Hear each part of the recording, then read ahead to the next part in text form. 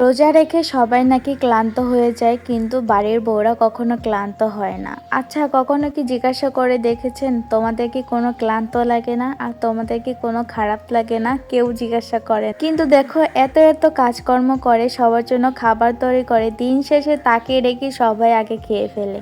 যাদের জন্য এত কিছু করি সারাদিন পড়ে পিঠে, তারা যদি একবার এসে বলতো তুমি যে সারাদিন এত কাজকর্ম করতেছো, তোমার কি কোনো খারাপ লাগে না?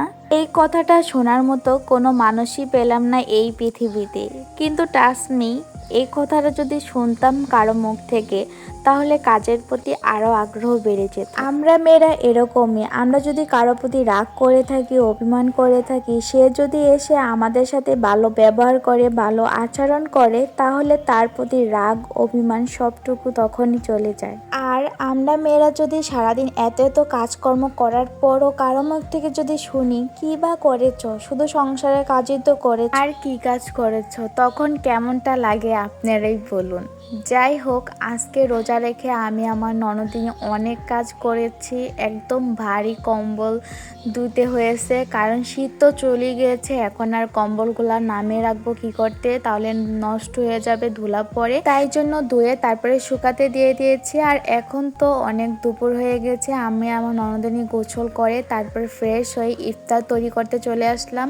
তো আজকে ইফতারিতে শরবত থাকবে তরমুজের, তারপরে তরমুজের পুডিংও থাকবে। তো তরমুজের পুডিংটা আগে সেট করতে রেখে দিব ফ্রিজে, তাই জন্য আগে তরমুজের পুডিংটাই বানিয়ে নিব। তো এই জায়গায় পুডিংটা বানানোর জন্য তরমুজ নিয়ে নিয়েছি। এখন তরমুজটাকে ব্লেন্ড করে নিতে হবে, কারণ ব্লেন্ডারে ব্লেন্ড করে নিলে একদম মিশ হবে। তরমুজের যে রসটা আছে ওটাই নিব, ছাঁকনিটা ছেঁকে, কারণ আঁশ ভাব সেটা নেওয়া যাবে না, তাহলে তরমুজের পুডিংটা ভালো মতো সেট হবে না। তো এই জায়গায় অনেকক্ষণ জাল করে নিয়েছি চিনি দিয়ে, পরিমাণ মতো চিনি দিয়ে তারপরে জাল করে নিয়েছি। আর তরমুজের পুডিং বানাতে আগার আগার পাউডার তো মাস্ট লাগবে, আগার আগার পাউডার ছাড়া তো পুডিং হবে না। তো এই জায়গায় 1 চামচ পরিমাণ আগার আগার পাউডার নিয়ে বা পানিতে মিশিয়ে তারপরে তরমুজের ভিতরে দিয়ে দিব, তাহলে একদম ঘন হয়ে চলে আসবে আর পুডিংটা একদম ভালোভাবে জমাট বাঁধবে। আগার আগার পাউডারটা দিয়ে কতক্ষণ জাল করে তারপরে একটা বাটির ভিতরে ঢেলে নিয়ে ঠান্ডা করে তারপরে ফ্রিজে রেখে দিতে হবে। তো আমরা সেই কাজটাই করেছি, এই জায়গায় ফ্রিজে রেখে দিয়েছি বাটিটা। আর এদিকে তরমুজের জুসটা তৈরি করতে চলে আসলাম। সারাদিন রোজা রেখে এই তরমুজের জুসটা যখন খাবেন একদম মনটা ভরে যাবে, জাস্ট ওয়াও। তারপরে এই তো এই জায়গায় তরমুজটা নিয়ে নিয়েছি, আর এই জায়গায় অনেকগুলা গুঁড়া দুধ দিয়ে তারপরে চিনি দিয়ে তারপরে লবণ দিয়ে মিক্স করে নিলেই হয়ে যাবে।